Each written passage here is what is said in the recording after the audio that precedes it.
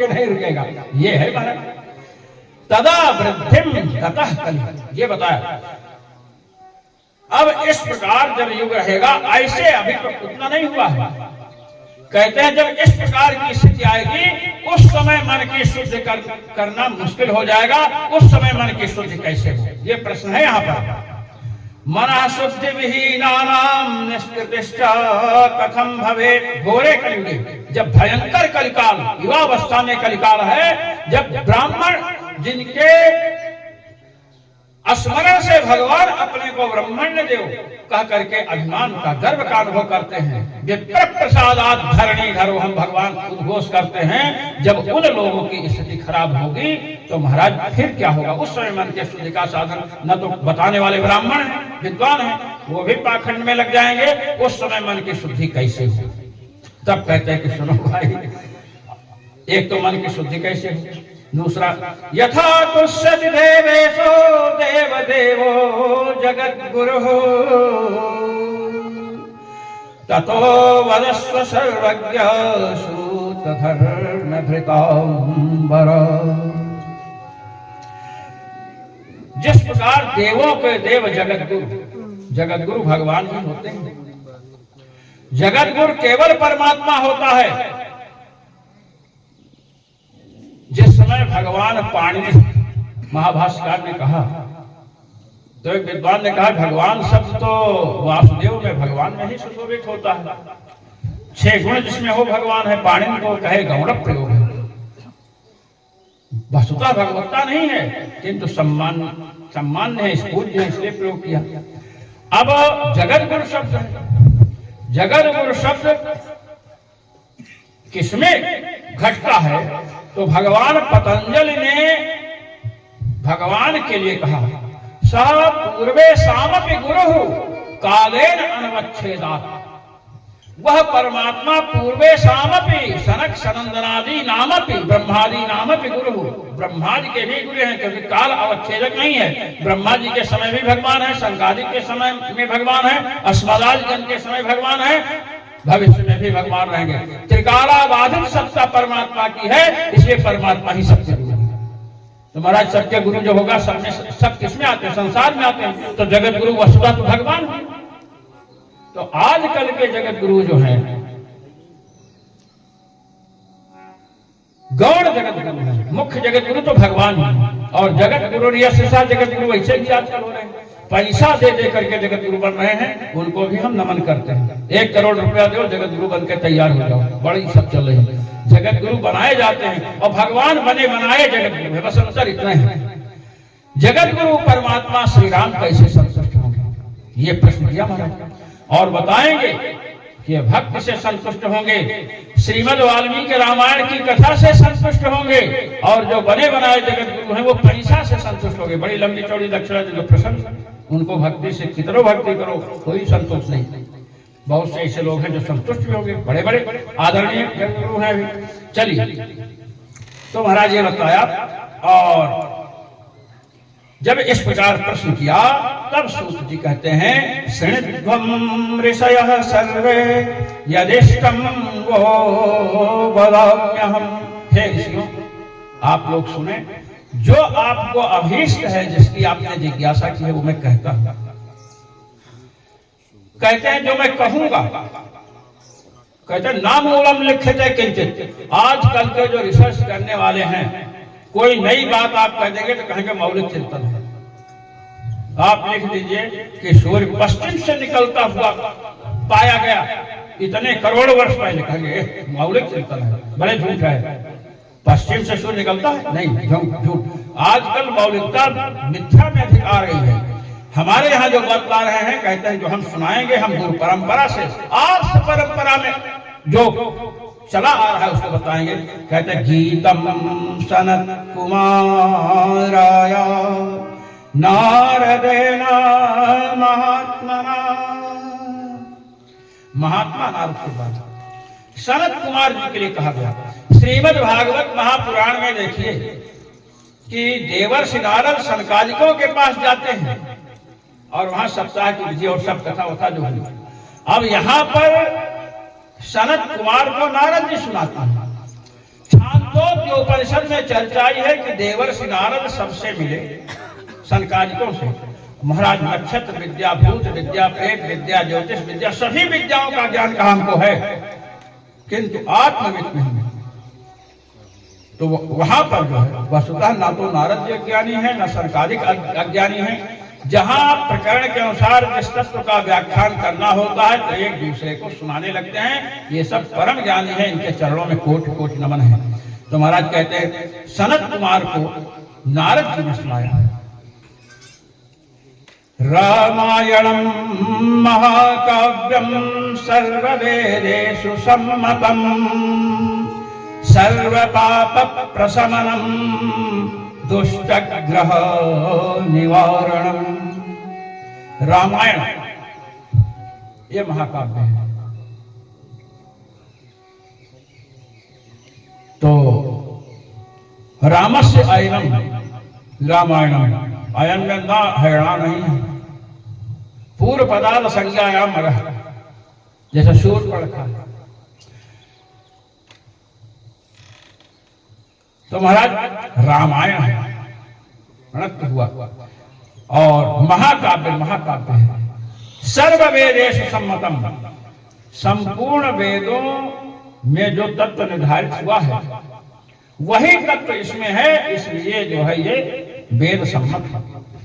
वेद वेद्ये परे पुंसी जाते दशरथात्मजे वेदः प्रातेत सादासे साक्षात् रामायणात्मना। जब वेद वेद्य परम पुरुष भगवान श्री राम दशरथ जी के घर अवतीर्ण हुए तो वेदों ने कहा कि जब आप अवतीर्ण हो रहे हैं तो आपका प्रतिपादन करने के लिए हम लोग रामायण के रूप में अवतरित हो गए। प्राचेतस महर्षि वाल्मीकि के मुख से महाराज वेद ही रामायण के रूप में अवतीर्ण हुए, इसलिए ये वेद सम्मत है। कैसे होगा क्या? कि सर्व पाप प्रशमनम, संपूर्ण पापों का शमन इससे होता है। प्रशमन माने संस्कार के सहित विनाश होता है। अन्य साधन केवल पाप का नाश करते हैं, संस्कार का नाश नहीं करते हैं। ये संस्कार को भी नष्ट कर देता है। तो पाप का संस्कार जब नहीं रहेगा तो आगे पाप होगा नहीं। कह के शनि मंगल केतु राहु खराब हो जाए। दुष्ट का निवारण, जो दुष्ट दोष युक्त ग्रह है उनका निवारण होता है। वारण नहीं, निवारण पूर्णतया। राहु केतु जानते हैं ग्रह अनेक प्रकार के हैं। गृहणात सर्वतो भावेन इति ग्रह, जो पूर्णतया पकड़ ले। कृष्ण ग्रह गृहीत आत्मा, भगवान को भी ग्रह कहा गया। महाराज एक बालक ग्रह होता है, बालक ग्रह। जैसे बालक को पकड़ लो कुछ कर नहीं सकता, ऐसे ही पकड़ लो। ये पूतना उतना की चर्चा आप देखते हैं गांव में जब प्रसव होता है, सौरी घर तो आग जलाकर रखते हैं कि नहीं? उससे पूतना ग्रह डरता है। यह भगवान का चरित्र है। तो महाराज पूतना ग्रह, मातृकाएं अनेक ग्रह हैं, कूष्मांडक ग्रह, ये जितने ग्रह हैं संपूर्ण ग्रहों का निवारण भगवान के लीला में रामायण सुनने से होता है। दुःस्वप्न नाशनम, दूषित जो स्वप्न है, स्वप्न देखे खराब, उसके फल को नष्ट कर देगा। भुक्ति मुक्ति फलप्रदम, भोग और मोक्ष दोनों महाराज से मिलता है। श्री विद्यालय कहते हैं श्री सुंदरी सेवन तत्पराराम भोगश्च मोक्षश्च करस्थ एवं। जो श्री सुंदरी श्री विद्या के उपासक है उनको भोग मोक्ष दोनों मिलता है। हमारे यहाँ देखिए भोग मुक्ति फलप्रदम, श्रीमद् वाल्मीकि रामायण भोग और मोक्ष दोनों देने के लिए तैयार है। रामचंद्र कथोपेतम, भगवान श्री रामचंद्र की कथा है। सर्व कल्याण सिद्ध, जो कल्याणकारी वस्तुएं चाहिए सब इससे मिलती है। कहते हैं चाहे छोटा पापी हो चाहे बड़ा पापी हो, जो इस कथा को सुनता है, श्रुत्वैतदारसम दिव्यम ही काव्यम शुद्धिमवाप्नुयात्, जो इस दिव्य काव्य का श्रवण करता है उसे शुद्धि मिलती है। प्रश्न हुआ था ना, मनः शुद्धि विहीनानाम निष्कृतिश्च कथम भवेत्। मन की शुद्धि से रहित जो है, जिनका मन शुद्ध है, उनकी शुद्धि कैसे होगी? यहाँ पर उत्तर दे दिया कि महाराज श्रुत्वेतदार्षम दिव्यम ही काव्यम शुद्ध बवाप्नियात्। इस आर्ष काव्य को सुनेगा तो शुद्धि मिलेगी। प्रश्न है मन शुद्धि का, यहाँ पर बता दिया मन की शुद्ध होगी, तन की शुद्ध होगी, इंद्रियों की शुद्ध होगी, जितने अशुद्ध वस्तुएं जितनी हैं महाराज सबकी शुद्ध हो जाएगी। पूर्व में जो पाप आए हैं उनको नष्ट करने का बड़ा साधन है, और जब पूर्व के पाप नष्ट होते हैं तो रामायण सुनने में प्रवृत्ति होती है। कहते हैं रामायणम नाम परम तु काव्यम सुपुण्यदम वै शृणुतद्दिलेन्द्राः यस्मिन् श्रुते जन्म जरा विनाशो भवत्यदोषः सनरोच्युतः स्यात्। वेदांत का उद्घोष है ब्रह्म वेद ब्रह्मैव भवत्। भगवान की उपासना करने वाला भगवान हो जाता है। यहाँ पर कहते स नरः अच्युतः स्यात्, वो प्राणी भगवान का स्वरूप हो जाता है जो रामायण काव्य का श्रवण करता है। इसके सुनने से जन्म मृत्यु आदि जितनी भी जीव को प्राप्त होने वाली दुरावस्थाएं हैं सब महाराज नष्ट हो जाती हैं, अर्थात आत्म स्वरूप में रमण करने लगता है। भगवान श्री राम जी ब्रह्मा विष्णु शिव के रूप से जगत का सृजन संहार पालन करते हैं। कैसा ये बताइए, जिन भगवान राम के चरित्र को आप सुना रहे हैं, क्या इस चरित्र को और किसी ने गान किया है?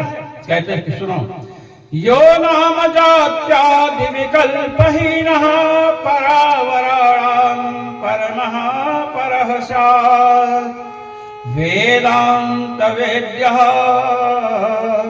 स्वरूपा प्रकाशः सवीक्ष्यते सर्वपुराण वेदैः। कहते सुनो, उपनिषदों में जिस परमात्मा को नाम जाति विकल्प से हीन बताया गया, यत् तद्दृश्यम अग्राह्यम, ये सब अहस्रम इत्यादि से कहा गया महाराज। कहते हैं वे परमात्मा क्या है? कहते वेदांत वेद्य, वेदांत से ही वेद्य भगवान। आपसे कोई कहा हम देख ले रही, वो तो उनकी कृपा से कुछ हो सकता है। स्वयं प्रकाश हैं वे भगवान राम। सवीक्षते सर्व पुराण वेद, जितने पुराण है, अष्टादश पुराण, उप पुराण, वेद, इन सबके द्वारा वो वेद है, अर्थात भगवान श्री राम की ही चर्चा संपूर्ण वेदों से की जाती है। इस प्रकार बताए। और जो संपूर्ण पुराणों को पढ़ने से, संपूर्ण वेदों को पढ़ने से ज्ञान होगा, वो श्रीमद् वाल्मीकि रामायण से सहज ही हो जाता है। क्या इसकी कथा कब सुननी चाहिए महाराज? वाल्मीकि रामायण की। कहते ऊर्जे माघे सिचे पक्षे चैत्रे च द्विजोत्तमाः। ऊर्ज कार्तिक, माघ मास और चैत्र तो चल ही रहा है, तो इन 3 महीनों में इसकी कथा सुननी चाहिए, नवाह पारायण। और इस प्रकार जो सुनता है उसे संपूर्ण फल की प्राप्ति होती है। यहाँ पर बताया गया कि त्रिसप्तकुल संयुक्त सर्व पाप विवर्जितः। 21 पीढ़ियां तर जाती महाराज, 7 पिता के ऊपर की, 7 अपने द्वारा और 7 माता के कुल। कहते हैं यहाँ पर कि यहाँ पर 2 वस्तुओं पर विशेष जोर डाला सूत जी ने। ये सूत जी केवल विद्वान नहीं महाराज, सूत जी एक बहुत बड़े साधक हैं, वैदुष्य है और तपस्वी हैं। इसलिए कहते हैं राम नाम पराये तु घोरे कलियुगे द्विजाः तएव कृतकृत्याश्च न कलिर्बाधते हितान्।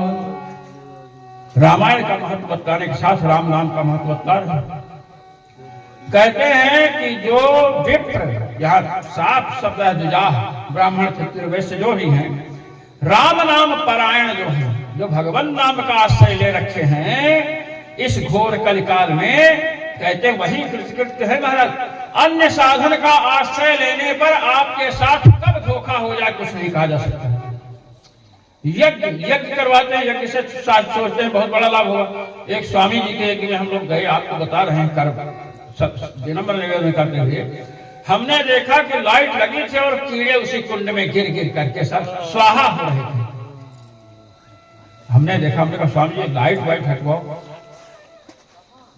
ये तो स्वाहा। एक भी हम लोग, एक दिन मैं हवन कर रहा था तो उसमें, अब पता नहीं कंडी कैसे थी, उसमें मुझे एक कीड़ा दिख गया। जब शुरू करने मैंने तुरंत उसको फेंक दिया, उठाकर तुरंत फेंका, हमने दिया और लड़कों को डांटा और फिर आचमन करके निकला।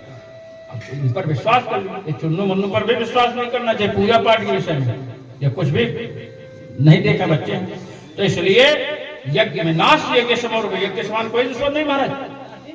इसलिए हमें यज्ञ के द्वारा उसमें अनेक दोष हैं। समाधि, जब मने शुद्ध नहीं तो समाधि क्या लगेगी।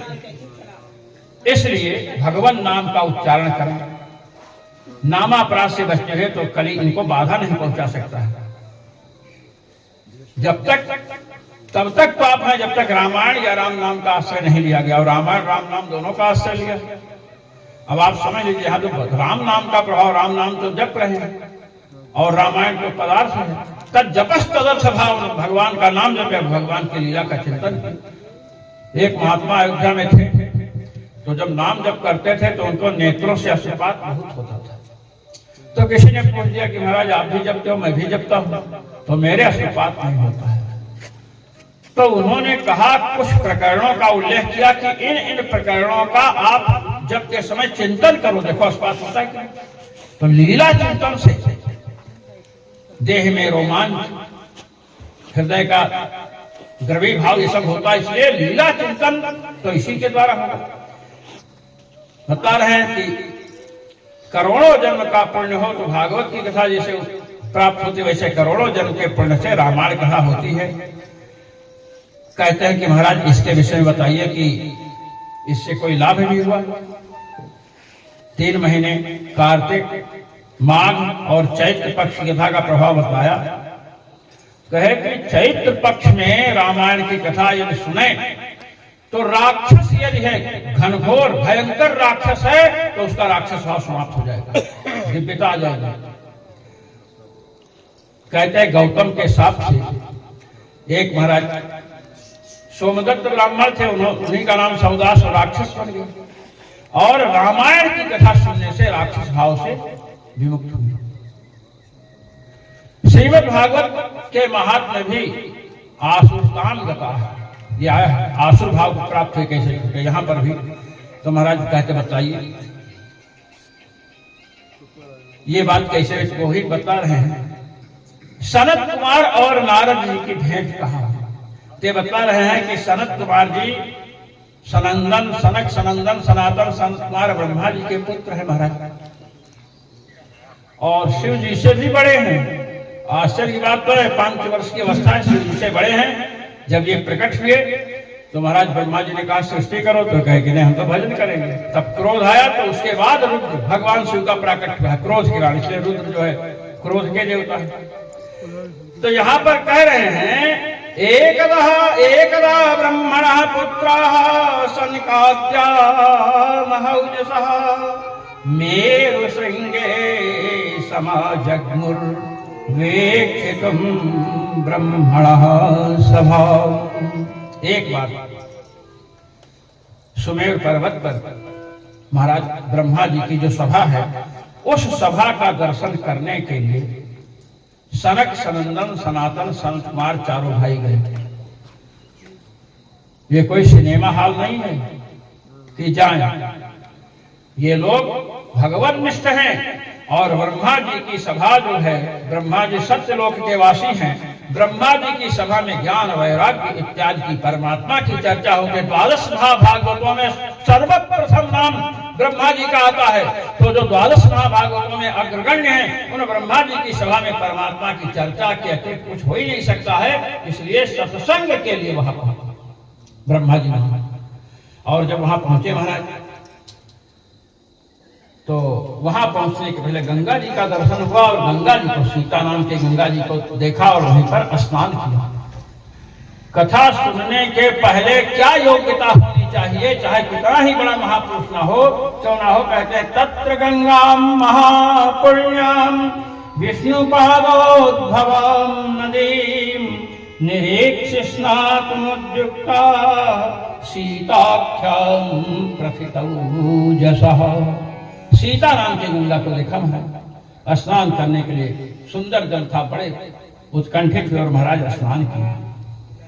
और स्नान करने के बाद ही जैसे स्नान करके निकले और तुरंत देखा कि नारद जी उधर से संकीर्तन करते हैं, श्री कृष्ण गोविंद हरे मुरारे, हे नाथ नारायण वासुदेव, संकीर्तन करें। श्री कृष्ण गोविंद हरे मुरारे, हे नाथ नारायण वासुदेव।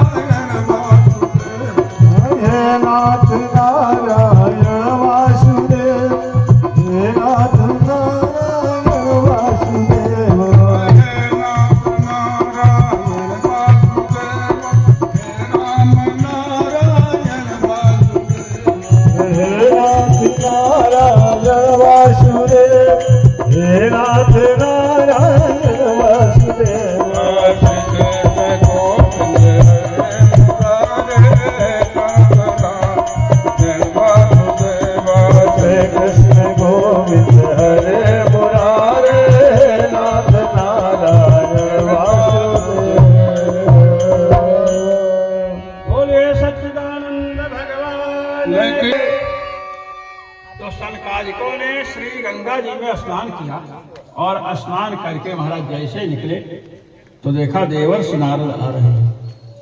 नारद जी भगवान व्यास एवं भगवान वाल्मीकि के गुरु हैं और इनका सम्मान महाराज दैत्य भी करते हैं, राक्षस भी नारद जी का सम्मान करते हैं। नारद जी का सम्मान सभी लोग करते हैं और ज्ञानी तो हैं महाराज, भक्त के परमाचार्य हैं। तो महाराज जब वहां आए नारद जी, तो नारद जी क्या करते हुए आ रहे हैं? लोग देखते हैं कोई माला लेकर जप करते हुए चल रहा है तो व्यंग करते हैं कि देखो दिखाते हुए चल रहे हैं, ऐसा लोग कहते हैं। अयोध्या में तो प्राय सब्जी भी खरीदने जाएंगे तो माला हाथ में नाम जप करते हैं। श्री नारद जी जब आ रहे हैं तो उसका निरूपण श्री सूत जी कहते हैं कि एक भक्त जब चलता है तो उसका आचरण कैसा, उसकी क्रिया से कैसे पता लगे कि भक्त है। कहते हैं आजगामो चरण नाम हरे नारायणादिकम, आ रहे हैं उच्चारण नाम का उच्चारण करते हुए हरि नारायण इत्यादि का। तो कहे कि थोड़ा बता दीजिए किन किन नामों का उच्चारण कर रहे हैं। कहते हैं नारायणाच्युतानंत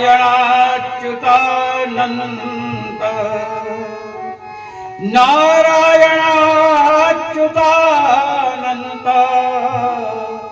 वासुदेव जनार्दन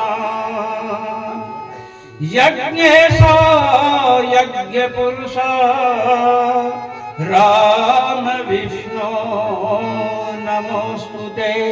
ये उच्चारण करने महाराज, एक उच्चारण हरे नाम। नारायण, अच्युत और अनंत। महाराज ये तीन जो नाम है ना, अच्युत और अनंत, इन दोनों के नाम से रोगों का विनाश होता है। उसमें प्रयोग करते हैं वैद्य लोग। नश्यन्ति सकला रोगा अच्युतानंत गोविंदो। अब आप देखिए अच्युत अनंत आ गया और नारायण से गोविंद समझना चाहिए। तो यहां पर कहते हैं कि कीर्तन करते हैं आई भक्त का लक्षण है। अब इसको समझते लोग कहते हैं साग सब्जी खरीद जाए फिर भी नाम जप करें। ये यहाँ बताइए, इसकी पुष्टि होती है कि अब नाम जप कर रहे हैं तो माला झोली नहीं रखे, इसमें क्या प्रमाण है? कोई कहा कि लग रखे थे, हम कहते नहीं रखे थे या रखे थे। आप तो मना नहीं कर सकते हो कि नहीं रखे थे। क्यों नहीं रखेंगे? जब देवर्षि नारद भक्त हैं, माला धारण करते हैं और इतने उत्कृष्ट कोटि के भक्त हैं कि उनको तो माला की आवश्यकता नहीं, तो हमेशा उच्चारण होता रहता है। तो महाराज सनकादिकों ने स्नान किया और कहे कहाँ चल रहे हैं आप? तो कहे आप बताइए कहाँ चल रहे हो? कि हम तो पितामह ब्रह्मा की सभा में सत्संग के लिए जा रहे थे। हम भी वही जा रहे थे। चलिए, कुछ पूछना था आपसे कि वहीं चलिए, वही सत्संग होगा। हम नहीं उत्तर दे पाएंगे तो ब्रह्मा जी पितामह देंगे। अब महाराज वहां पहुंचे जब वहां, तो महाराज वहां पहुंच करके अथ तत्र सभा मध्ये नारायण परायणम शरद कुमार प्रवाच नारदम मुनि पुंगव। यहाँ मुनि पुंगव का विवाद देखिए। मुनि पुंगव देखिए, मुनि श्रेष्ठ है नारद जी। तो सभा के मध्य में पूछा, यहाँ तो स्नान करके निकले हैं, एक दूसरे को नमस्कार किया, दोनों ने एक दूसरे का सम्मान किया और साफ लिख दिया कि क्या बोलते हैं अथ तत्र सभा मध्य। तो सभा मध्य, वहां सभा कहाँ? गंगा तट पर थी। तो मेरुशृंग के पर्वत पर है, श्रृंग पर है। वहां गए और वहां पर पूछे महाराज, पहले जब प्रश्न करते हैं लठमार भाषा में, बताइए हमारा एक प्रश्न है, ऐसे नहीं प्रश्न करना चाहिए। जिससे प्रश्न करना है अपने गुरुजनों की प्रशंसा करनी चाहिए। सर्वज्ञोऽसि महाप्राज्ञा मुनीशानां च नारद हरि भक्ति परो यस्मात् त्वत्तो नास्त्यपरोधिकः। ये देखिए, ऐसा कहेंगे कोई भी प्रश्न का उत्तर देने के लिए उत्कंठित हो जाए। सर्वज्ञोऽसि, हे देवर्ष आप सर्वज्ञ, महाप्राज्ञ, बहुत बड़े बुद्धिशाली हैं, ऋतंभरा प्रज्ञा को प्राप्त किए हैं। मुनीषा नाम च नारद, और जो बड़े बड़े मुनीष हैं उनमें आप महाप्राज्ञ हैं। और हरि भक्ति पर बड़ी प्रज्ञा हो, भगवत भक्ति नहीं तुम्हारा मामला गड़बड़ा जाएगा। हरि भक्ति परायण है, तत्तो नास्ति अपरोधिका, आपसे अधिक श्रेष्ठ महाप्राज्ञ सर्वज्ञ दूसरा नहीं है। तो नारद ने पूछा कि आप इतनी प्रशंसा कर रहे हैं तो क्यों कर रहे हैं, बताइए। तब महाराज संत कुमार ने कहा, यहाँ पर यही प्रश्न है, एनेदमखिलम जातम जगत स्थावर जंगमम। यहाँ दो प्रकार का प्रश्न है। लोगों के विषय में लोगों को प्रायः संदेह होता है कि परमात्मा निर्गुण है कि सगुण है। निर्विशेष अद्वैतवादी शंकराचार्य जी महाराज के अनुयायी कहते हैं परमात्मा निर्गुण है। वैष्णवाचार्य सगुण मानते हैं। अब निर्गुण है कि सगुण है कि सगुण निर्गुण दोनों है, ये कैसे पता चले? इस शंका का विभंजन यहाँ के प्रश्न से हो रहा है। एनेदमखिलम जातम जगत स्थावर जंगमम, जिससे संपूर्ण स्थावर जंगमात्मक जगत उत्पन्न हुआ। यतो वा इमानि भूतानि जायन्ते, उपनिषद में ब्रह्म का स्वरूप बताया गया, जिससे संपूर्ण जगत उत्पन्न हुआ। उसी को लेकर प्रश्न किया, ब्रह्म विषयक प्रश्न है। और कहे कि निर्गुण ब्रह्म विषयक प्रश्न है। कहे आगे कहे गंगा पादोद्भवा यस्या कथम सौद्यायते हरि। गंगा जी जिनके चरणों से निकली है, संपूर्ण जगत जिनके द्वारा उत्पन्न हुआ है। ये तो वह इमानी भूतानि जानते हो ब्रह्म तत्व। शरद कुमार जी उस ब्रह्म तत्व को, जिससे संपूर्ण जीव प्राणी उत्पन्न होते हैं, और गंगा जी भी उसी के चरण कमल से निकली। इसलिए कहना चाहते हैं कि जिसको संसार का कारण बताया गया वो परमात्मा गंगा जी को उत्पन्न कर रहा अपने चरणों से, अर्थात साकार श्री विग्रह है, दिव्य मंगलमय विग्रह भगवान का है। तो कहते हैं कि बताइए कथम सा ज्ञायते हरि, वो परमात्मा कैसे जानेगा? ये प्रश्न किया महाराज। ब्रह्म विषय एक प्रश्न है। औपनिषदम पुरुषम पृच्छा, औपनिषद पुरुष के विषय में प्रश्न किया। और इसके बाद कहते हैं अनुग्रह्योस्मि यदि ते, यदि आपका हमारे ऊपर अनुग्रह हो, आपका मैं अनुग्रही हूं, आपके कृपा का मैं पात्र हूं,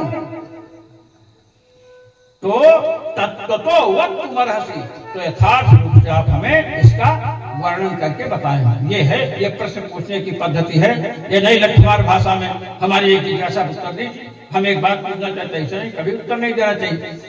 अब महाराज नारद जी से जब प्रश्न किया, तो लोग जब प्रश्न करते हैं तो अपना पूरा भवकाल हमने किसी गुरु से नहीं पढ़ा, हमको सुखदेव जी आकर संकेत किए, जिसको छू लोगे वो आ जाएगा, दुनिया भर के भवकाल बनाते हैं। इन्होंने भगवान पर नमस्कार किया, जिसके विषय में प्रश्न है, क्योंकि वैसे गुरु का स्मरण करना चाहिए।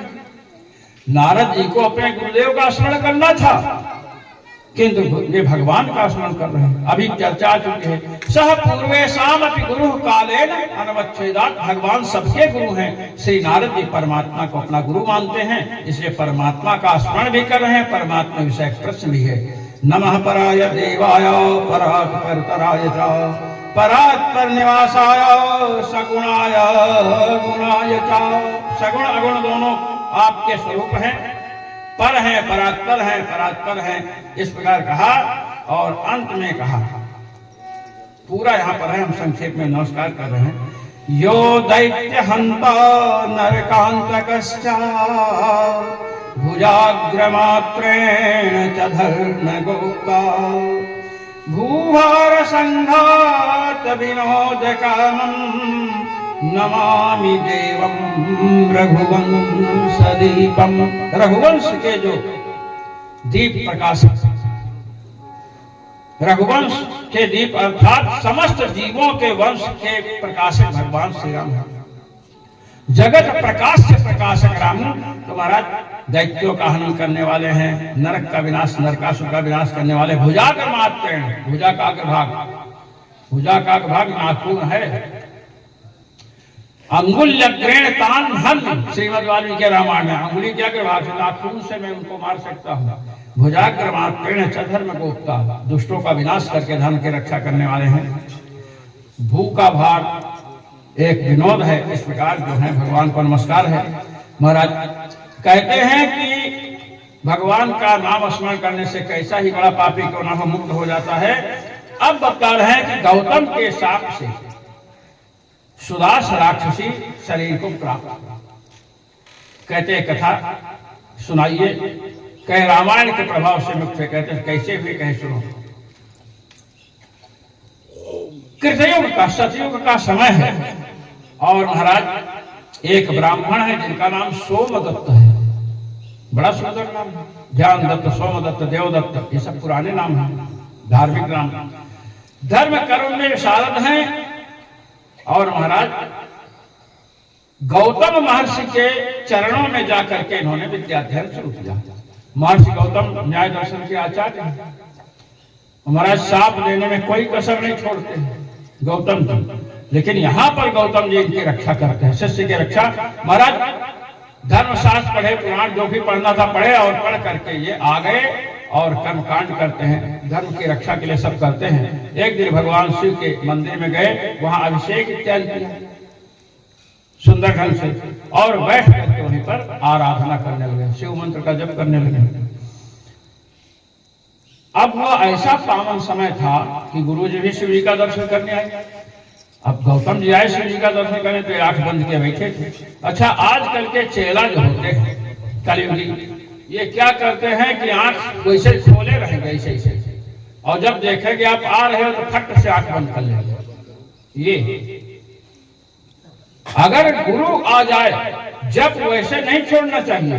यदि गुरुदेव आ जाए तो तुरंत आत्मन करके उठना चाहिए, अगर नहीं उठेंगे तो अपराध बन जाएगा। ये है महाराज। आंख बंद करके जब करता रहा, गुरु जी कहे चलो धर्म कार्य कर रहा है, प्रणाम करके चले गए। भगवान से बड़े रुष्ट हुए। अगर इनको पता नहीं चलता ना तो नहीं रुष्ट होते। भाई पता ही समाधिस्थ हो गए, शरीर का भाने नहीं, पता नहीं चला तो कोई दोष नहीं है। इंद्रियों का व्यापार अवरुद्ध है, किंतु हमको लगता है कि ये देखा होगा कि आ रहे हैं तो दिखाने के लिए गर्दन सीधा करके बैठ गए। शिव जी ने देख लिया कि कपट गुरु के आने पर प्रणाम नहीं किया, बस शिव जी दुरुस्त, और महाराज तुरंत भगवान शिव ने साप दिया। महाराज ये कह रहे हैं किस शिव ने साप दिया है, यहाँ ये ध्यान नहीं। यश्चर्चितो महादेव शिव सर्व जगत गुरु, जिन भगवान की सेवा की अर्चना किया है वही भगवान साप दे रहे हैं। भाई अर्चना करने वाला यदि हम अर्चना करते तो इसलिए कैसे साप दे सकते हैं। और कहते हैं शिव सर्व जगत, मंगल में भगवान है, संपूर्ण जगत के गुरु हैं, इसके भी गुरु हैं। गुरु शिष्य को साप नहीं देता है, अनुग्रह करता है, तो फिर क्यों साप दिया। गुरुरवज्ञा कृतम पापम राक्षसत्वे नियुक्तवान, गुरु की अवज्ञा की है, गुरु का अपमान किया है।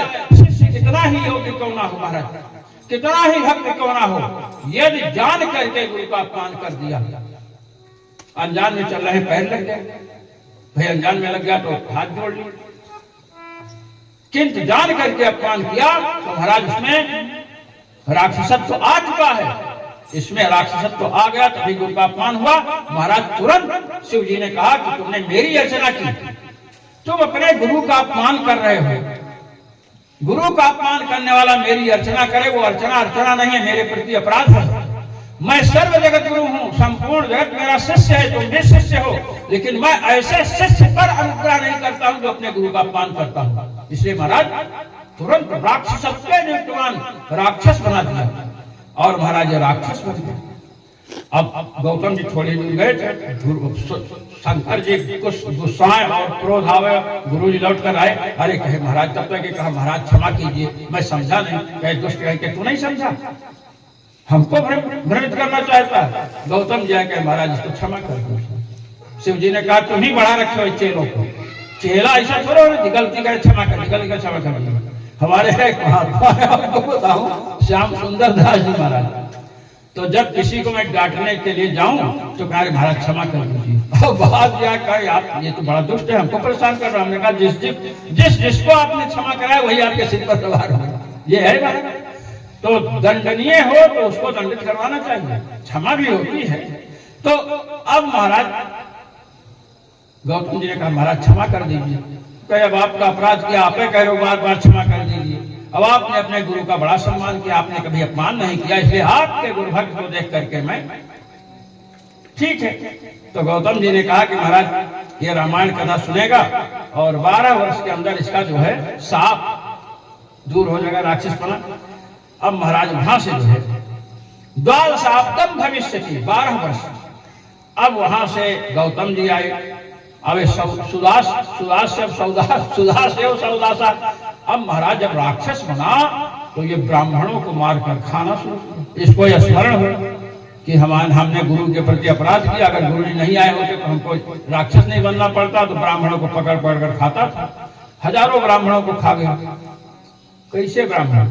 जो पूरी हलवा पर ही पूरा ध्यान लगाते हैं, जो भोजन भट्ट ब्राह्मण हैं, जो संध्या गायत्री नहीं करते हैं, जो प्रमाद करते हैं धर्म कर्म से, ऐसे ब्राह्मणों पर भूत प्रेत अलाय बलाय ब्रह्म राक्षस सब प्रभावी हो जाते हैं। वैसे तो स्वास्थ्य किसी का भी खराब हो सकता है, खांसी जुकाम कुछ भी हो सकता है, किंतु प्रमाद को मृत्यु कहा गया। इसलिए महाराज प्रमाद नहीं करना चाहिए। ब्राह्मणों को खाया, नर्मदा जी के तट पर गया खाते खाते। वहां से गर्ग नाम के एक ब्राह्मण स्नान नर्मदा जी में किए थे और जल लेकर के आ रहे थे। साधुओं को आप अयोध्या में देखिए, सवेरे महात्मा जाते हैं 4 बजे स्नान करके सबके घड़े सिर पर एक घड़ा जल, हम लोग भी लाते थे, सरजू जल पीते थे। तो कहते हैं कि जब महाराज इसने देखा, और कलिंग देश के हैं ये गर्ग, कलिंग देश जाए बिना तीर्थ यात्रा के संस्कार करवाना पड़ता है, अंग बंग कलिंग देश। अब महाराज आ रहे थे, वहन गंगा जलम स्कंधे स्तुवन विश्वेश्वरम प्रभु। गंगा जल बताइए, स्नान नर्मदा जी में किया, गंगा जल कहां से उपलब्ध होगा? महाराज गंगा जी का महत्व, गंगा जी का सम्मान श्री नर्मदा जी को दिया गया है। गंगा जी के स्नान से जो पुण्य होता है वह पुण्य गंगा नर्मदा माँ के दर्शन से होता है। तो महाराज वही गंगा जल है, नर्मदा जल। अब ये देखा पीछे से, तो सोच कई दिनों से नहीं मिला था ब्राह्मण, तो लपक करके पकड़ना चाहता है। और उनके मुख से महाराज भगवान का नाम उच्चारित हो रहा है। उनके मुख से भगवान का नाम इसने सुना और पकड़ नहीं पा रहा है। यहाँ पर यह साधना की, साधक के ऊपर साधना का क्या प्रभाव होता है। निष्काम भाव से जब करता है तो भी वह आपत्तियों से, मृत्यु साक्षात मृत्यु से बचता है। ये बता रहे हैं श्री सूत जी। राक्षस पकड़ना चाहता है पास में, लेकिन पकड़ नहीं पा रहा। तब तक आश्रम में आ गए, और आश्रम में जब आए तब ये राक्षस बोला। देखा तो अंदर चले जाएंगे, बात भी करने का समय नहीं मिलेगा। तो कहता है, अहो भद्र महाभाग नमस्तुभ्यं महात्मने, नामस्मरण मात्रेण राक्षसा अपि दूरिगाः, मया प्रभक्षिताः पूर्वं विप्राः कोटि सहस्रशः।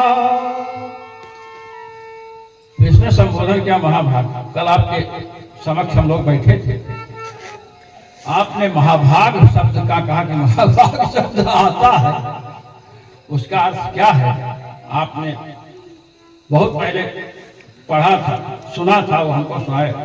जन्म प्रभृतिमारभ्य कलंको नैव जायते,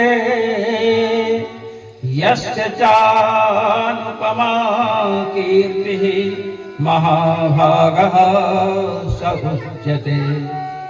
आपके श्रीमुख से अक्षय जी ने उसको रिकॉर्ड किया।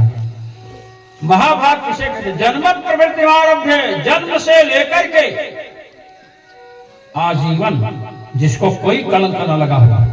इसका मतलब यह नहीं कि कुकर्म किया हो कलंक नहीं लगा, कुकर्म नहीं किया हो और कलंक भी नहीं लगा हो।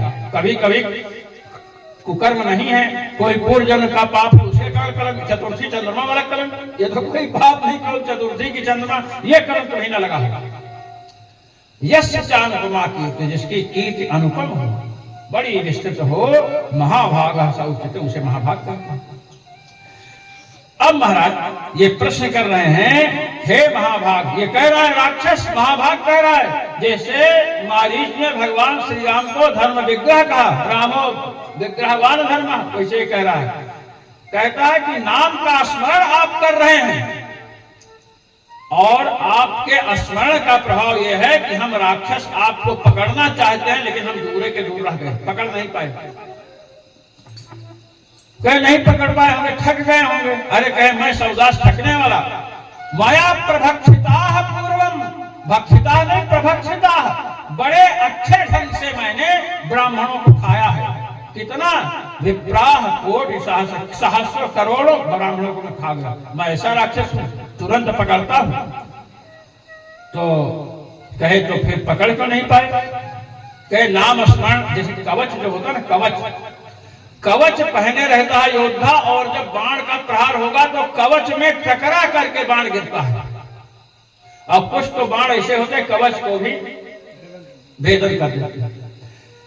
वो कह रहा है कि आपने जो कवच धारण कर रखा है, इससे हम आपके समीप नहीं आ सकते, उस कवच को छू नहीं सकते। नाम प्रावरणं विप्र रक्षति त्वां महाभयात्। नाम रूपी जो प्रावरण कवच है, ये आपको महाभय से बचा रहा है। महाभय हम मृत्यु है।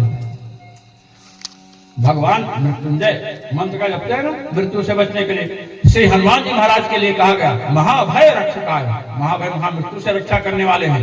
यहाँ करें महाभय से आपको बचा रहा है। मृत्यु रूपी भय, मैं मृत्यु हूं, आपको बचाया। माने कवच का स्पर्श नहीं कर सकते हैं, साधारण कवच का स्पर्श होता है, अस्त्र टूट करके गिर जाते हैं, कुंठित हो जाते हैं। यहाँ पर हम दूर हैं, हम कवच का स्पर्श नहीं, मैं स्पर्श नहीं कर सकते हैं। ये है भगवान नाम जप। भगवान नाम जब कवच है, और यह एक ऐसा कवच है कि सौदास जैसा महाराक्षस जिसने हजारों ब्राह्मणों को खाया है, वह स्पर्श तक नहीं कर सकता है। अब नाम जब से क्या नहीं हो सकता है?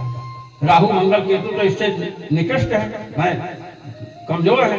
तो महाराज कहे कि हम तो बड़े दुखी हैं, आप हम पर कृपा करिए। तो कहे कि ठीक, क्या कैसे तुमको गड़बड़ी हुई? अब वो तो गर्ग जी पूछ रहे हैं। कहे कि मैं गुरु जी से बड़ा सब कथा सुना, गौतम जी का शिष्य हूँ, कर्मकांड कराता था, शंकर जी के मंदिर में था, और जब कर रहा था गुरु जी आने लगे तो उनको दिखाने के लिए कि मैं बड़ा बाहरी जापक हूँ, आंख बंद कर लिया, गुरु जी चले गए। अब वो समझे कि नहीं समझे, शंकर जी समझ गए, उन्होंने हमें श्राप दे दिया और राक्षस बना दिया। गुरु जी ने हमारे कहा कि रामायण कथा सुनने से तुम छूटोगे, 12 वर्ष भोगना पड़ेगा, तो अब हमें कथा सुना दीजिए। तो महाराज गर्ग जी जो है इनको कथा सुनाते हैं। महाराज कहते ततो विप्रः कृपा विष्णु राम नाम परायण। देखिए जो ये यहाँ पर ये ठीक है, श्रीमद् रामायण के महात्म्य में कथावाचक का स्वरूप कैसा होना चाहिए नहीं निरूपित है। जिसे भागवत में ना ऐसा यहाँ नहीं बताया, रामायण की विधि तो बताई है, किंतु ये जो बार बार कह रहे हैं ततो विप्रः कृपा विष्णु राम नाम परायण, ये कथा सुनाने वाला राम नाम परायण है, भगवान नाम का भगवान मंत्र का जप करने वाला है। तो कथावाचक को भगवान नाम भगवान मंत्र का जप करना चाहिए।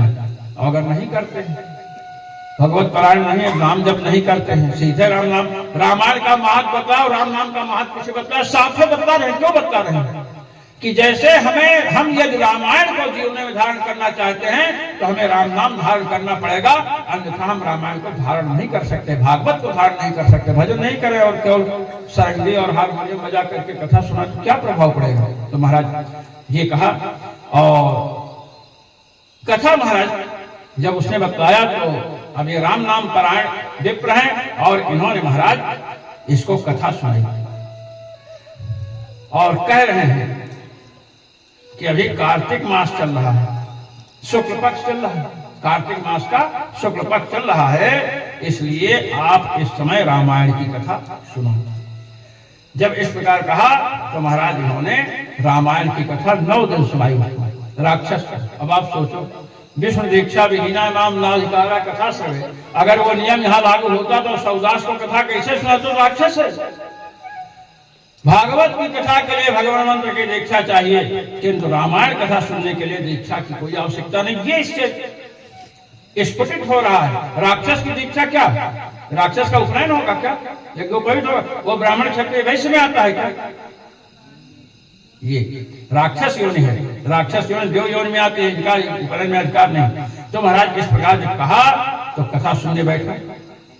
कहते हैं कथा सुनने से क्या हुआ? कथा का श्रवण किया, किंतु धुंधुकारी जैसे चिंतन नहीं किया। धुंधुकारी की आई बात, गांव वाले कथा सुनने के बाद रह गए और धुंधुकारी चला गया। ना तथा मनन कृतम, धुंधुकारी ने जैसा मनन किया था वैसा मनन नहीं किया गांव वालों ने। अब यहाँ पर कह रहे हैं भागवत कथा में और वाल्मीकि रामायण की कथा में क्या अंतर है थोड़ा। कहते हैं इत्युक्त्वा कथयामास रामायण कथा मुनिः कथा श्रवण मात्रेण राक्षसत्वमपकृतम्। कथा श्रवण मात्रेण मात्र पद से मनन और निधिध्यासन का व्यावर्तन है। मनन और निधिध्यासन मात्र शब्द कथा श्रवण मात्र से भगवान की कथा। अब ये नहीं समझना चाहिए कि भागवत की कथा से राक्षस नहीं जाएगा, भले नहीं है, उससे ही राक्षस का अपहरण होगा। तो देखें कि विशिष्ट राक्षसम भावम अभवत देवतोपमा, राक्षस भाव चला गया, स्वरूप जो राक्षस का था वो, और राक्षस जो बुद्धि आ गई थी विप्रों को खाना, ये सब चला गया। कहते फिर हुआ क्या? चला गया राक्षस तो पहले मनुष्य जैसे हो गया, मानवता आ गई। कह नहीं, मानवता आ जाए तो क्या चमत्कार है। धुंधकारी ने जब कथा सुनी और मनन किया, भोजन छोड़ करके कथा सुना, तो हो सकता है ये भी भोजन न किया हो, भोजन छोड़कर कथा सुना और मनन किया, तब उसे प्रेत योनि से मुक्ति मिली और चतुर्भुज हुआ। ये राक्षस केवल कथा का श्रवण किया, ये श्रवण मात्र भले मनन किया हो, निधिध्यासन किया हो, किंतु मनन और निधिध्यासन इसके राक्षसत्व के निराकरण में कारण नहीं बना। इसको कथा श्रवण मात्र से बता रहे हैं श्री सूत जी। कहते हैं कोटि सूर्य प्रतीकासो नारायण समप्रभा शंख चक्र गदा पाणिर हरे सत्म जगम सह। कोटि सूर्य के समान महाराज हो गया, नारायण समप्रभा, नारायण के समान इसकी प्रभा हो गई। तो प्रभा हो गई तो शंख चक्र गदा पद मिल जाएगा, भगवान के धाम गया। स्तुवंतम ब्राह्मणम सम्यक जगाम हरि मंदिरम, गर्ग जी की स्तुति करते हुए गया। तो महाराज कहने का मतलब हमारे यही है कि भगवान का जो चरित्र है ये राक्षसत्व भाव को दूर करता है। 7 बजने वाला है। नहीं इसमें तो अभी नहीं बजे। अच्छा 5 मिनट 7:03। ये 5 मिनट का वृत्तांत था, मैं इसको कहना चाहता हूँ। कर ना इसको कि कल करें कर देते हैं। रुकिए आप लोग थोड़ा धैर्य धारण कीजिए। अब ये कह रहे हैं कि आपने कार्तिक मास वाला तो सुनाया, माघ महीने में रामायण की कथा का श्रवण का फल क्या है? कहते हैं सुनिए। माघ मास में कह रहे हैं कि द्वापर में एक राजा थे महाराज, जिनका नाम सुमति था और चंद्रवंश के राजा थे और सप्तद्वीपा वसुमती के, पृथ्वी के स्वामी थे महाराज। बड़े धर्मात्मा थे, संपत्तिशाली तो थे ही, सदाचारी थे। और महाराज ये भगवान राम की पूजा करते थे और रामायण का पाठ करते थे। बस भगवान की पूजा और रामायण का पाठ, और जो सदाचार करते ही थे। एक बार इनके आश्रम में विभांडक महर्षि पहुंचे। अब उन्होंने सुना कि भगवान राम के भक्त हैं, रामायण का पाठ करते हैं, सदाचारी हैं। इसका मतलब नहीं कि अन्य धर्म का पालन नहीं करते थे। जो अन्य धर्म विहित है, वर्णाश्रम धर्म, उन सबका करते थे। विशेष उनकी निष्ठा भगवान श्री राम में थी, रामायण में थी। अब विभांडक मुनि जब आए तो उन्होंने उठ करके सम्मान किया, पाद प्रक्षालन किया और महाराज प्रणाम करके बैठाए। तो विभांडक ऋषि ने इनसे प्रश्न किया कि शास्त्रों में, पुराणों में अनेक प्रकार के धर्म कर्म बतलाए गए हैं गृहस्थ के लिए, राजा के लिए, तो आप केवल भगवान राम की पूजा और रामायण की कथा ही क्यों अपना रखे हैं, इसी पर क्यों आसक्त हैं? तो कहा कि सुनिए आप। राजा ने कहा कि सुनिए। कहते हैं कि देखिए, इसके पहले जब मैं राजा बना हूं, इसके पूर्व जन्म में मैं क्या था ये मैं आपको बता रहा हूं। अहम आसम पुरा शूद्रो मालतिर नाम सत्तम। हे श्रेष्ठ मुने विभांडक महर्षि, मैं पूर्व जन्म में मालती नाम का शूद्र था। मालती नाम का हमारे व्याकरण में रलयो और अभेद कहा गया है। रा और ला में अभेद है।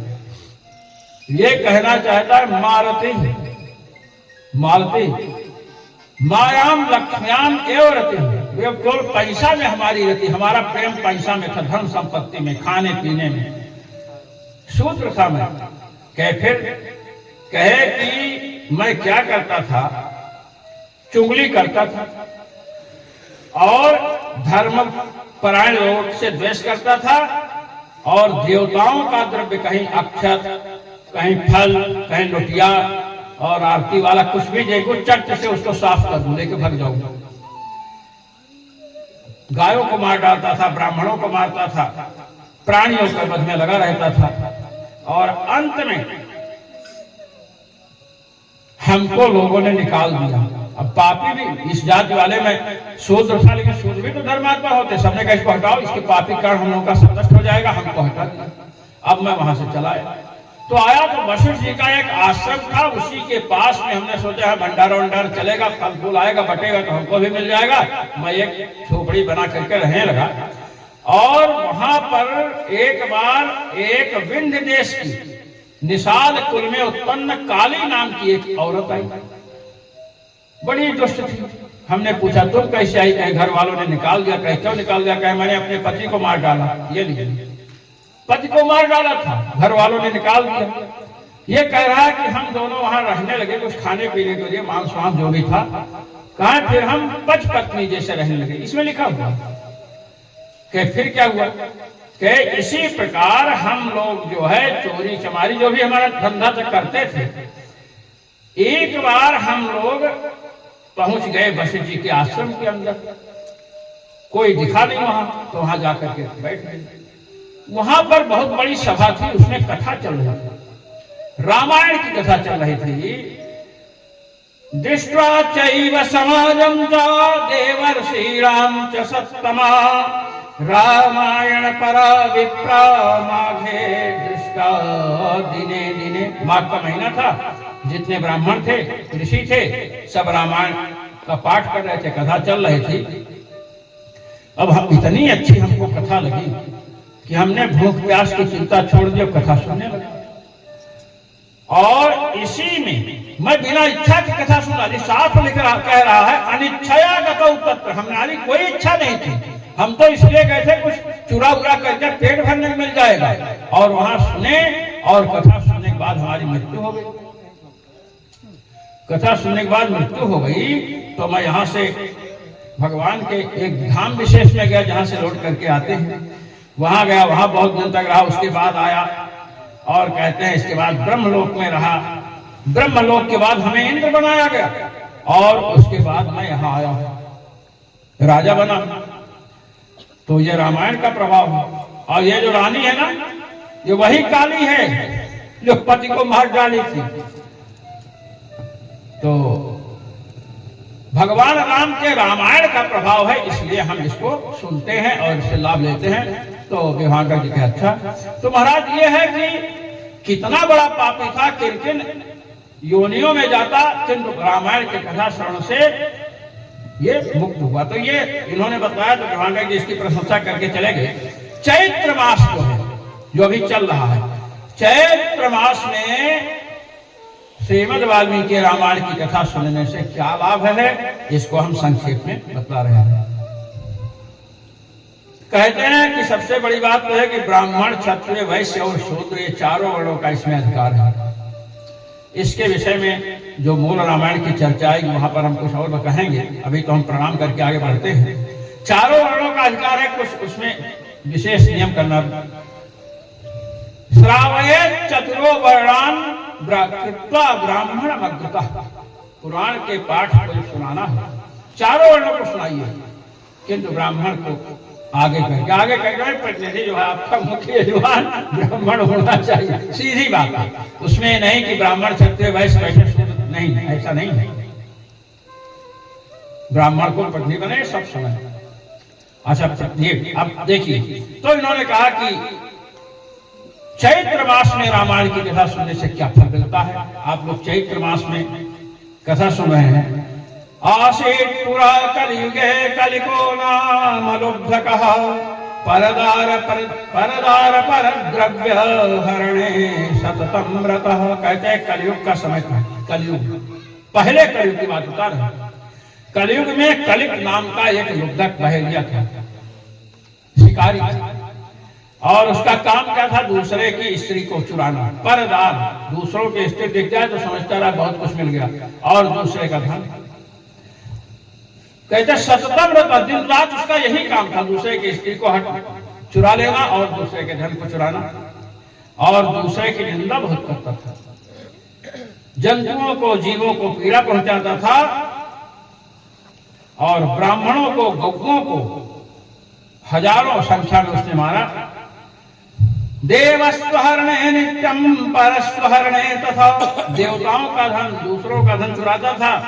इस प्रकार उसने बड़े बड़े पाप किए। कहते हैं उसके पापों की संख्या बताई नहीं जा सकती, महापापी था। अब वह किसी समय जीवों को मारते हुए, आप श्रीमद् वाल्मीकि रामायण में विराट का वर्णन आएगा कि कैसा एक सूल में किसको, हाथी को, भैंसे को, किसको फंसा रखा, ऐसे था। महाराज सौवीर नगर में पहुंचा। सौवीर नगर बड़ा समृद्ध नगर, बड़े धार्मिक लोग वहां रहते हैं और देवताओं के नगर के समान है। वहां पहुंचा और वहां एक उपवन देखो, और उस उपवन के मध्य में महाराज भगवान श्री राम का मंदिर है, केशव मंदिर, वो राम मंदिर आगे उसको बताएंगे, भगवान का मंदिर है। और मंदिर के ऊपर जो कलश लगा सोने का है, छादितम हेम कलश, एक नहीं कई कलश है, बहुवचन है। अब महाराज देखा बड़ा व्याधो मुदम, ये बड़ा प्रसन्न हुआ और कहा कि हराम मित्र सुवर्णान, ये सब कलश में उठा ले जाऊंगा चोरी करके। और महाराज जगाम राम भवनम, उस मंदिर में गया। तो चोरी करने वाले भी भक्त बन करके जाते हैं महाराज। अयोध्या में एक मंदिर है हनुमानगढ़ी के पास, वैद्य जी का मंदिर, वहां लोग मीठा पेड़ा ले गए 5-10 किलो, कहे कि महाराज भोग लगा दीजिए। तो पुजारी ने कहा कि लगाते भोग प्रसाद लेकर जाना। अरे कहे कि आप लोग लीजिए, हमको बाद में दीजिए। और सब प्रसाद लिए और सब बेहोश हो गए। उसमें ऐसा मिला रखा था, अब पूरा सोना चांदी जो था मंदिर का लेकर चले गए। ये इसलिए प्रसाद देने वाले पहले खिलाइए। अब महाराज ये बता, जब वो गया उस मंदिर में तो वहां देखा कि वहां के जो पुजारी थे, मंदिर के पुजारी, परिचर्या परम विष्णोरुत्तंकम तपसा निधिम, पुजारी कैसा होना चाहिए देखिए। देखा कि मंदिर के जो पुजारी हैं, जो परिचर्या परायण हैं, भगवान की सेवा करने वाले हैं, उत्तंक नाम के एक ऋषि हैं, ब्राह्मण है, तपसाम निधिम, तपस्या के निधि हैं, अर्थात पूजन से अतिरिक्त समय मिलता है तो जब उठने लगाते हैं भगवान की सेवा में। अब एकाकिनम, अकेले हैं महाराज, दयालु हैं और निःशंकम, शंका इत्यादि से रहित हैं, निःशंक होकर रहते हैं। ध्यान लोलुपम, ये तो धन लोलुप है जो गया है, और वो ध्यान लोलुप है, ध्यान करने में मन लगा रखे हैं। अब महाराज ध्यान कर रहे थे बैठे, बस ये तलवार लेकर गया और अब जो ध्यान से शरीर का भाने नहीं तो ऐसे किया और छाती पर चढ़ बैठा, गला पकड़ करके तलवार लेकर गया। अब उनकी समाज टूटी। तो जब समाज टूटी, उत्तंकम हम तुम्हारे हैं, हनन का मारना चाहता है। तो उत्तंक जी ने क्या कहा इसको, भो भो साधो विठाल माम तम हनिष्यसि निरागसम। ये एक भगवत सेवक, भगवत परिचर्या परायण है उत्तंक ऋषि। भो भो साधो सज्जन, अरे पुरुष आप क्या ऐसा कर, हमने क्या अपराध आपका किया है। इस प्रकार जब पूछा तो महाराज यहां पर कहते हैं कि सज्जन उसी से करें, सज्जन वो है जो कुछ कह दिया जाए तो भी कोई प्रतिकार न करे। सुजनो नयाति वैरम, ये यहाँ बड़ा महत्व, सुजनो नयाति वैरम परहित निरतो विनाश कालेपि छेदेपि चंदन तरहु सुरभि करोति मुखम कुठारस्य। कहते देखो भाई, जो सज्जन है वो पीड़ा पहुंचाने पर भी दुश्मनी नहीं करते हैं, वैर नहीं करते हैं। चंदन के पेड़ को कुल्हाड़ी से काटो, फिर भी चंदन का वृक्ष कुल्हाड़ी को सुगंधित करता है, उसका कोई हित नहीं करता है। तो महाराज इस प्रकार से कहा कि आप बताइए क्यों ऐसा कर रहे हैं। तब इसने कहा कि हम तो आपको मार करके सोना ले जाना चाहते हैं।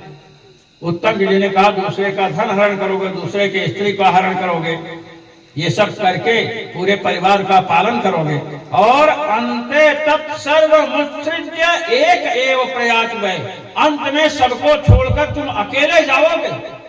जिनके लिए तुमने पाप किया एक भी साथ नहीं देंगे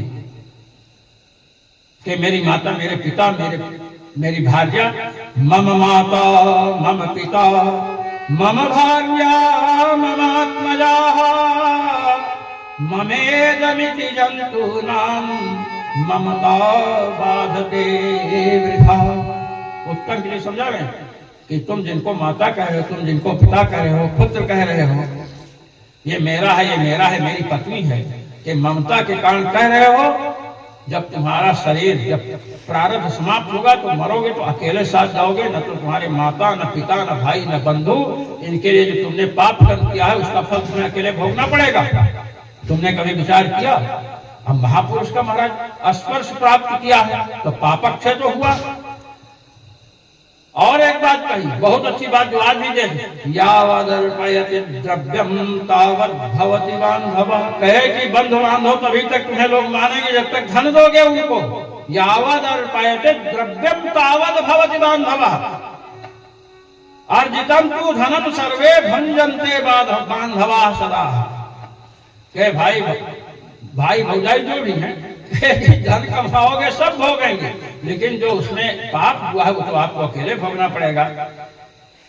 दुख में तमो मूढ़स्त पाप फल वसते। जब इस प्रकार ऋषि ने कहा तो इसके हृदय में ज्ञान उत्पन्न हुआ।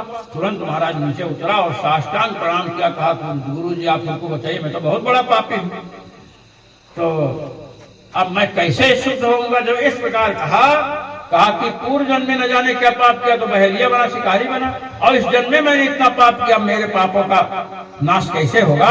जब इस प्रकार कहा तो उत्तंक ऋषि ने कहा, साधु साधु महाप्राज्ञ, महाप्राज्ञ विशेषण दे दिया तुरंत। साधु साधु महाप्राज्ञ मतिस्ते विमलोज्ज्वला, तुम्हारी मत जो है विमल हो चुकी है, उज्जवल हो चुकी, शुद्ध हो चुकी है। क्यों शुद्ध हो चुकी? क्योंकि संसार सागर से पार उतरने का उपाय तुम पूछ रहे हो ये। और कहा कि चैत्र मास में श्रीमद् रामायण की कथा सुनो। देखिए यहाँ पर कितना बड़ा पापी है, मांसाहारी। रामायण कथा के श्रवण में कह दिया कि कथा सुनो और तुम इससे छूट जाओगे। अब महाराज रामायण की कथा सुने। अब भागवत की कथा में रामायण की कथा में एक ही अंतर है।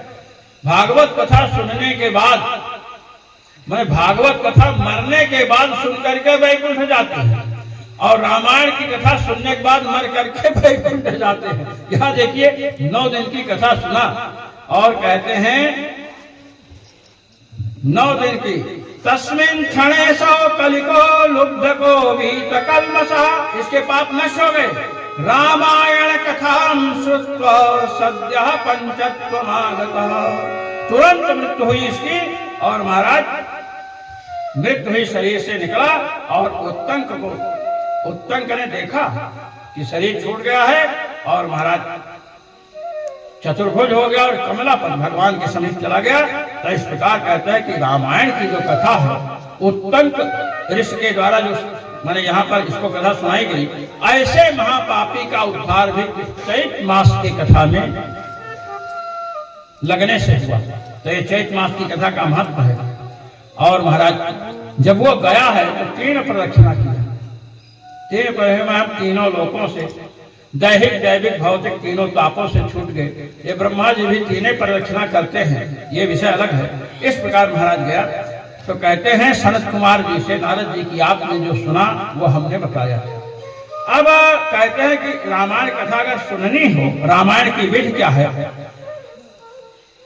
तो कहते हैं कि रामायण सुनना है तो आपको संकल्प लेना चाहिए, और स्वस्थ वाचन पूर्वक संकल्प लीजिए 9 दिन कथा सुनने का, कि आज से मैं रामायण की कथा सुनूंगा, और भगवान आपके कृपा से कथा पूर्ण हो।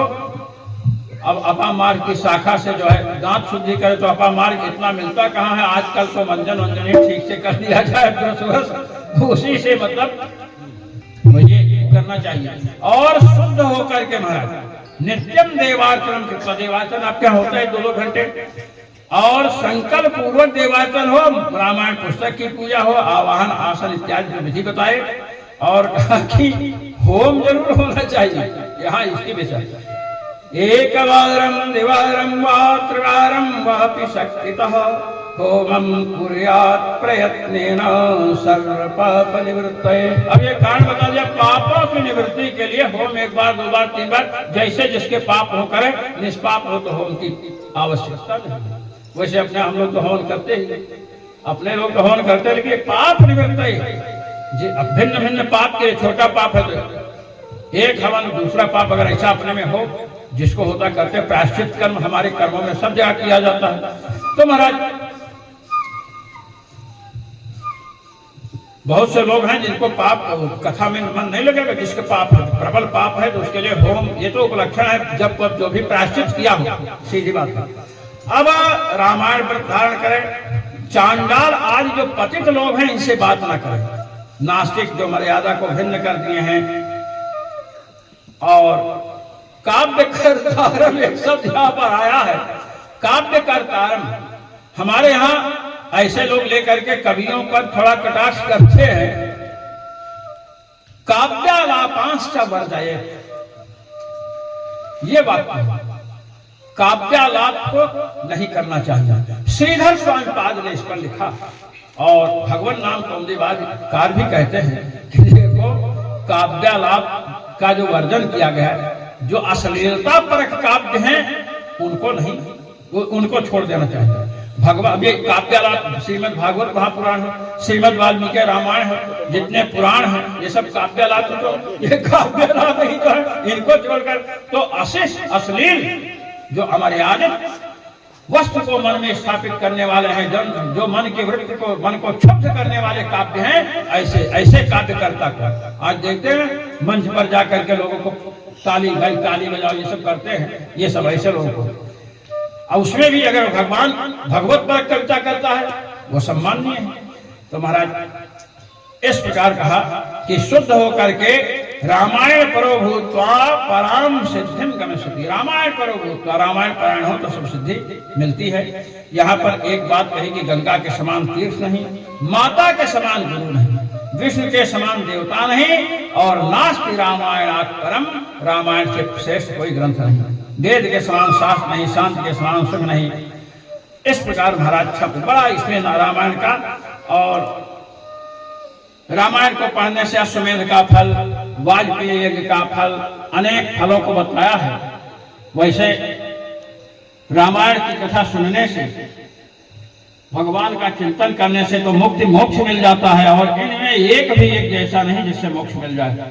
अश्वमेध यज्ञ, वाजपेयी इत्यादि जो भी यज्ञ हैं उनका निष्काम भाव से अनुष्ठान करेंगे तो महाराज अंतःकरण स्वांत शुद्धि, अंतःकरण की शुद्धि होगी।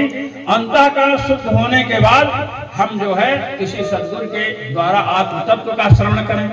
यहाँ पर रामायण के द्वारा आत्म स्वांत की शुद्धि, अंतःकरण की शुद्ध होने के साथ साथ परमात्मा तत्व का भी प्रकाश होने लगता है। इसलिए इसको अनेक यज्ञों से भी अच्छा कहा, और कहा कि एक श्लोक, आधा श्लोक भी इसका पढ़ता है तो वो संपूर्ण पापों से रहित होकर के चला जाता है भगवत धाम।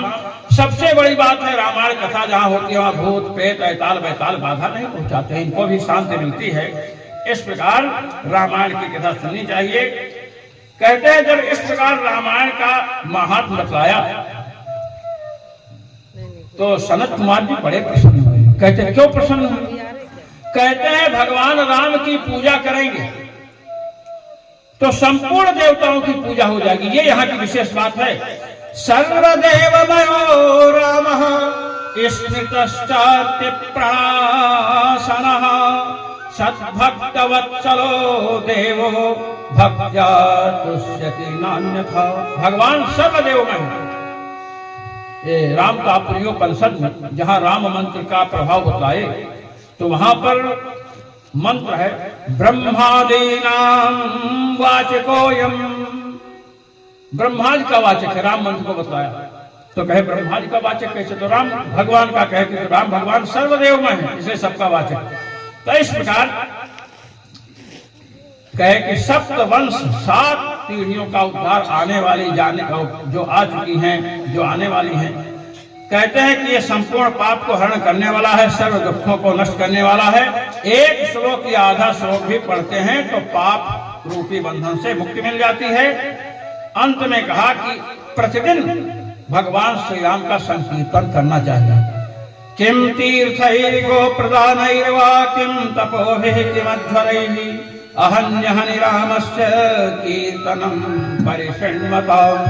रामायण कथा वाचक को राम नाम परायण होने से अगर भगवान का नाम छोड़ करके तीर्थ यात्रा करनी हो तो तीर्थ यात्रा नहीं करनी चाहिए।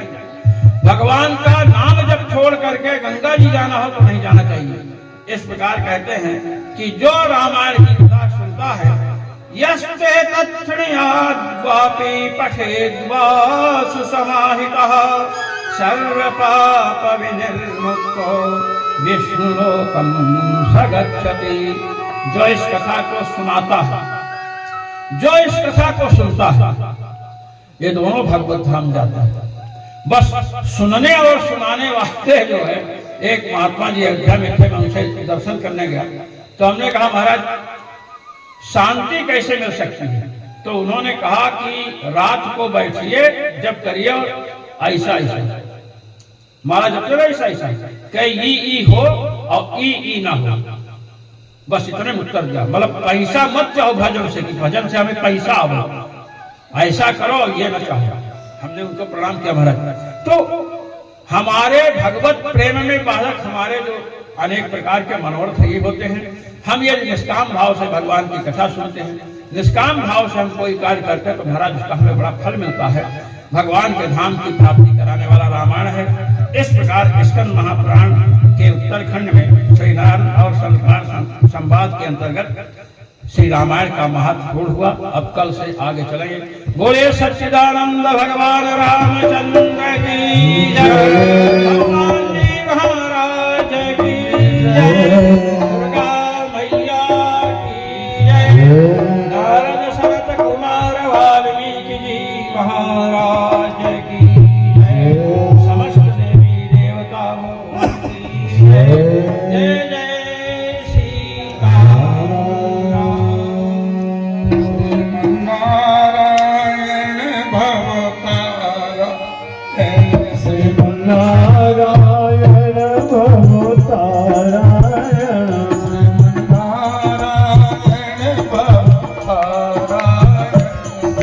नारायण भवतारायण,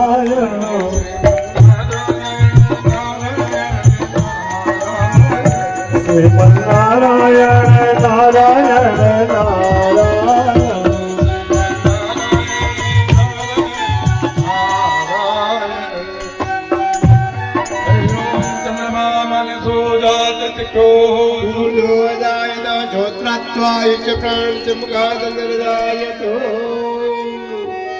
आरती श्री रामायण जी की कीरति करित ललित सिया की, गावतु ब्रह्मादित्य मुनि नार, वाल्मीकि शुक्र शेषिय तुषार, वरुण पवन सुत कीरति के, आरती श्री रामायण जी की, कीरति करित ललित सिया के, आवतु वेद पुराण बहु शास्त्र सब को, मुनि जन धन संतन को सर, सार रस संपत सभी, आरती श्री राम कीरति कलित ललित सिया की, व्यास आदि कवि प्रधान, पुरुषों के करुण के,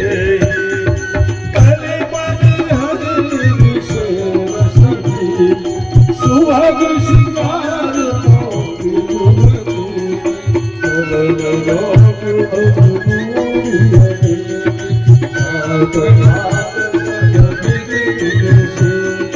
भारती श्री रामायण जी,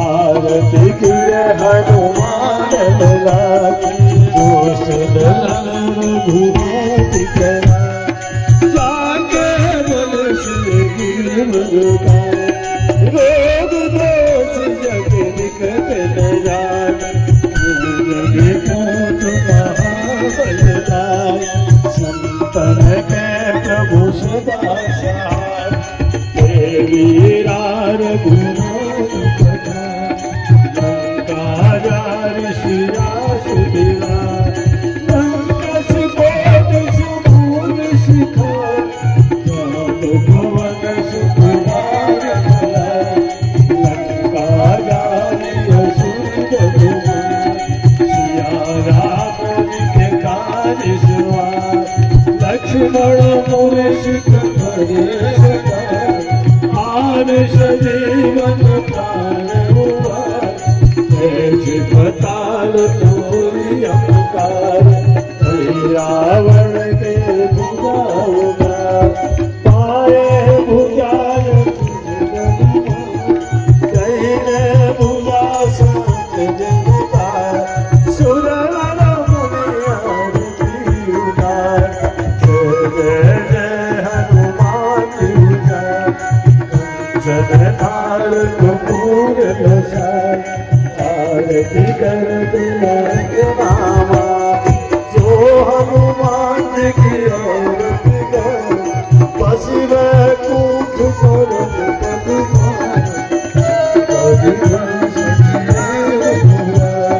तुलसीदास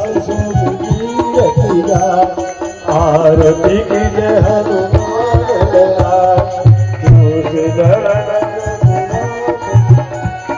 कर्पूरी घोरम करुणावतारम संसार सागरम भुजगेन्द्रहारम सदा वसंतम हृदयारविंदे भवं भवानी सहितं भवानि मंदारमाला तुलसीदाय कपालमाला कृतशेखराय दिगंबराय जगदम्बराय नमः शिवाय नमः शिवाय मनोजवं मारुततुल्यवेगं जितेन्द्रियं पूर्णमदं वातात्मजं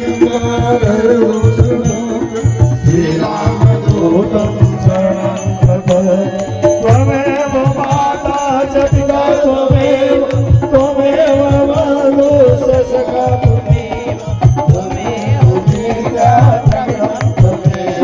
त्वमेव सर्वं मम देव त्वमेव सर्वं मम शीतलीकरणं देवादिवन्दनं मातावन्दनमाशोदनं निराञ्जनीकरणं मन्दपुष्पाञ्जलिम् ॐ जगनयन जगनमय जन्तदेवासाय धर्मार्गणाः सन्नादेयनाकं महिमानः कथं यत्र पुरवै साध्याः सन्देवाः भूमेकदन्ताय विद्महे वक्रतुण्डाय धीमहि तन्नो दन्ते प्रचोदयात् ॐ कात्यायन्यै च विद्महे कन्याकुमारी च धीमहि तन्नो दुर्गे प्रचोदयात् ॐ तत्पुरुषाय विद्महे महादेवाय धीमहि तन्नो रुद्र प्रचोदयात् ॐ दासरथपुत्राय विद्महे जानकीनाथाय धीमहि तन्नो श्रीराम प्रचोदयात् ॐ अञ्जनीसुताय विद्महे वायुपुत्राय धीमहि तन्नो हनुमत प्रचोदयात् चरणारविन्दे सुमन्त्रपुष्पाञ्जलिं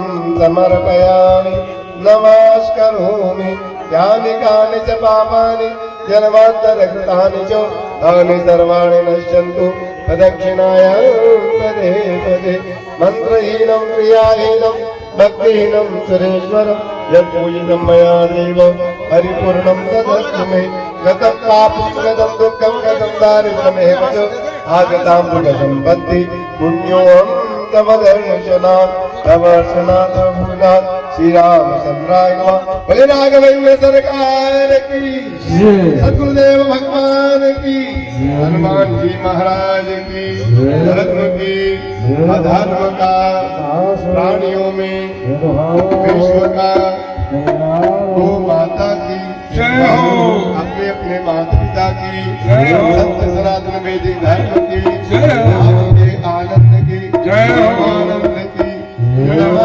पार्वती पतये हर हर महादेव। सीताराम गाले बोला, सीताराम कीर्तन। सीताराम सीताराम सीताराम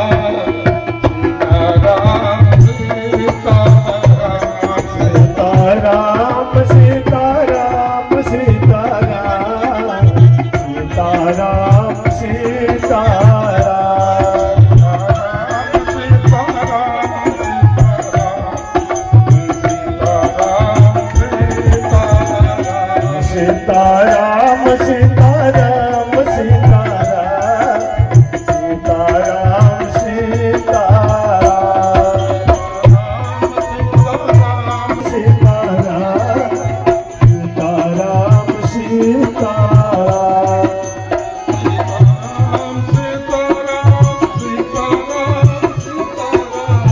सीताराम सीताराम सीताराम सीताराम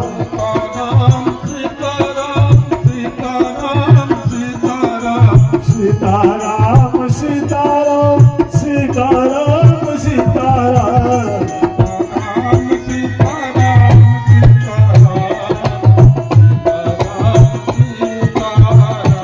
सीताराम सीताराम सीताराम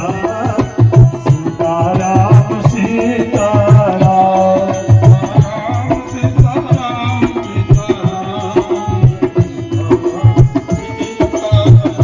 सीताराम सीताराम सीताराम